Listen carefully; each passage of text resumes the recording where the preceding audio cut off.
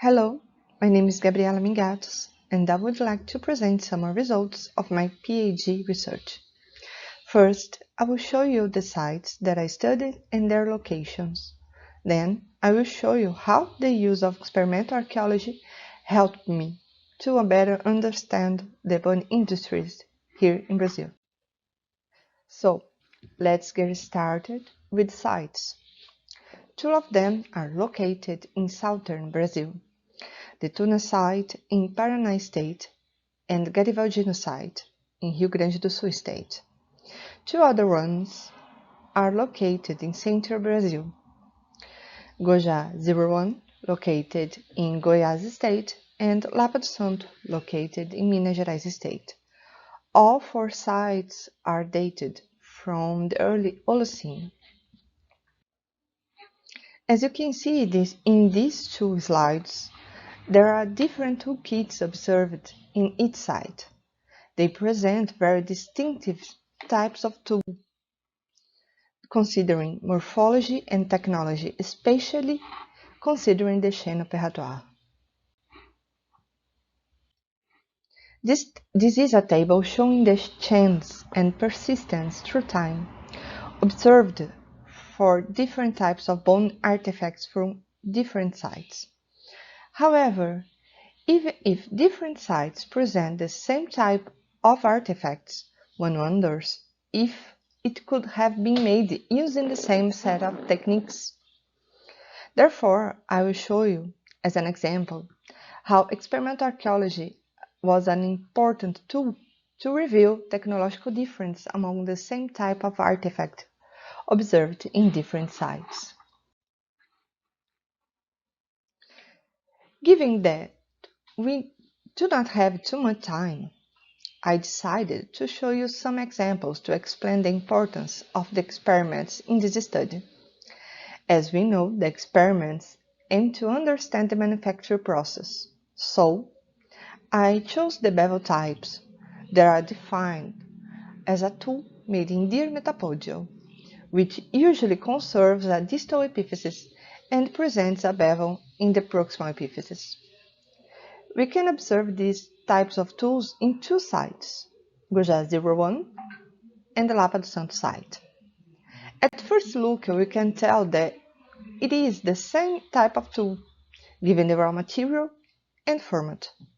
But if we look at the technology and all the process involved, we can spot important differences.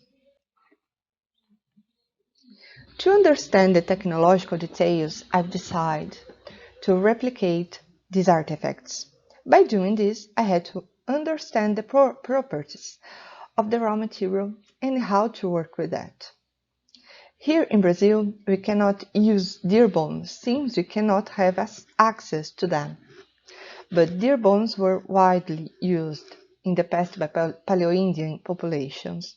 So, thinking in similarities like shape, texture, density, and thickness, I decided to use sheep metapodial bones. When I was in Europe, I tried to use the red deer bones, but they are too much dry to observe some patterns of breakage. At first, I started to break the metapodials with a quick strike in the dorsal part of the bone with a hammerstone. I realized that the obtained part was not good enough to produce the artifacts, since I was obtaining the lateral part of the bone. Therefore, to get the desirable morphology, I decided to strike the lateral part of the bone. And then I realized that was the correct way to obtain the right shape. This was the first step, knowing the raw material. To better understand the bone industry, I had to follow this first idea and improve it later.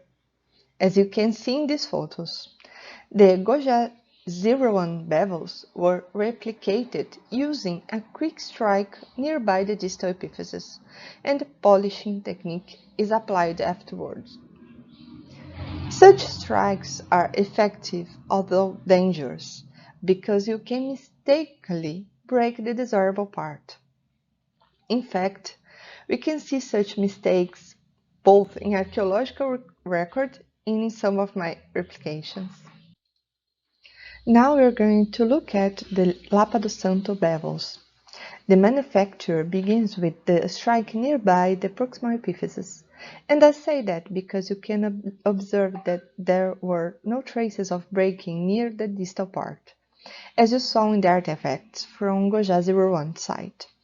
Unlike it was observed in the previous examples from the other site, in the Lapa do Santo bevels, you can see that the metapodial channel was further opened after the breakage.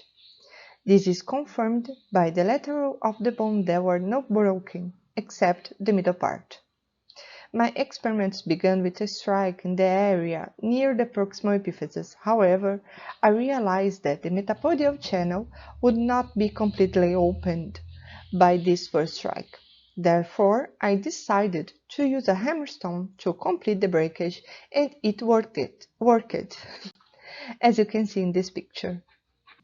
These small, albeit important, details in the experiments allowed me to notice the difference between the bone industry from these two sites, as well as to better understand the presence of different bone industry, even when people were using the same raw material.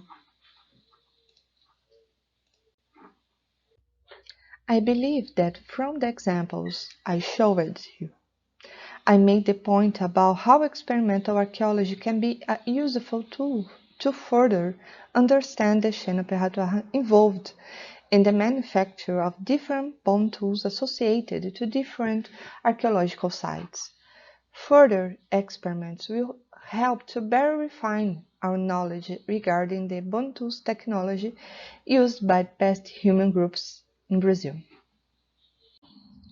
We would like to thank Professor Dr. Pedro Inácio Schmidt from Anchetano Institute for allowing us access to the material from Goias 01 site, Professor Dr. Isabelle Cederra from the University of Bordeaux for helping us to better understand these Brazilian bone industries, the organization of EAC 13 for the opportunity to present our work, especially to Dr. Roland Cooper, coordination for the improvement of higher education personnel, CAPES Brazil for the funding. Thank you.